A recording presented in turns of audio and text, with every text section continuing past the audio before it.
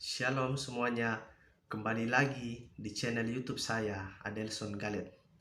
Nah, pada video saya kedua kali ini, saya akan melanjutkan membahas dimensi yang kedua di dalam administrasi gereja baru, yakni dimensi kebijakan gereja. Nah, untuk memproses sebuah keputusan yang benar, tidak terlepas dari serangkaian prinsip yang mengacu kepada rasionalitas dan politik.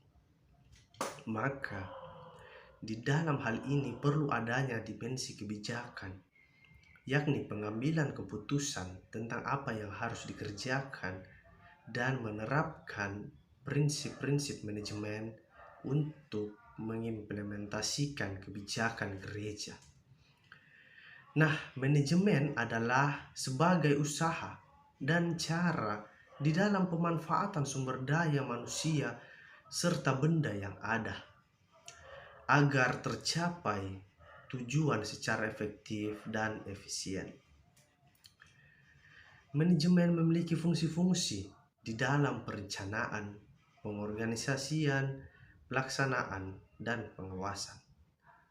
Manajemen yang baik biasanya akan memberikan hasil yang baik pula, termasuk dalam kaitannya di dalam dunia pelayanan. Nah, gereja merupakan suatu komunitas yang terikat janji dengan visi di dalamnya, dan setiap pribadi komunitas tersebut mempunyai komitmen pada visi tersebut. Di dalam gereja terdapat fellowship, leadership, dan disiplin. Jadi gereja tidak lagi berurusan dengan sebuah gedung, fasilitas, organisasi, dan lain-lain. Jadi, sebuah persekutuan bukan sebuah wadah, tetapi sebuah kehidupan. Pelayanan di dalam gereja dilakukan di dalam berbagai kegiatan, seperti ibadah, penginjilan, sosial, hingga pada masalah keuangan. Semuanya itu membutuhkan adanya manajemen untuk mengatur berjalannya pelayanan agar dapat terkoordinir dan terlaksana dengan baik. Di dalam pelayanan harus ditetapkan bagaimana pelaksanaan dari setiap pelayanan yang akan dipercayakan.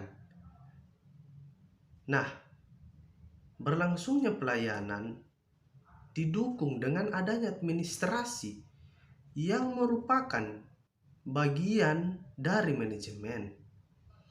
Administrasi ialah proses penyelenggaraan kerja untuk mencapai suatu tujuan yang telah ditetapkan. Nah, dimensi kebijakan berkenaan dengan keputusan tentang apa yang harus dikerjakan untuk memproses sebuah keputusan yang efektif. Dibutuhkan serangkaian prinsip-prinsip seperti rasionalitas dan politis. Output dari proses tersebut dapat berupa keputusan tentang alternatif terbaik yang siap untuk diimplementasikan. Dimensi ini memiliki kedudukan yang sangatlah penting, yaitu penentu tentang apa yang hendak dikerjakan, dan apa yang hendak dikerjakan harus didasarkan pada masalah, kebutuhan atau aspirasi tertentu, karena kebijakan ini adalah kebijakan gereja. Maka yang ditekankan di sini adalah masalah, kebutuhan dan aspirasi warga jemaat yang harus dilayani. Dimensi kebijakan sangat berperan di dalam menekan bentuk-bentuk kesalahan atau error. Kebijakan gereja adalah hal yang sangat penting di dalam kehidupan warga jemaat di dalam suatu gereja. Maka dari itu, kebijakan gereja mempunyai definisi bagi jemaat, ialah keputusan yang terbaik dibuat oleh pemimpin gereja, sidang-sidang atau rapat gereja yang memastikan visi dan misi di dalam gereja terpenuhi. Nah, di dalam rangka mengembangkan pelayanan gerejawi, baik di kota hingga ke desa-desa dan pedalaman, dibutuhkan adanya manajemen yang baik.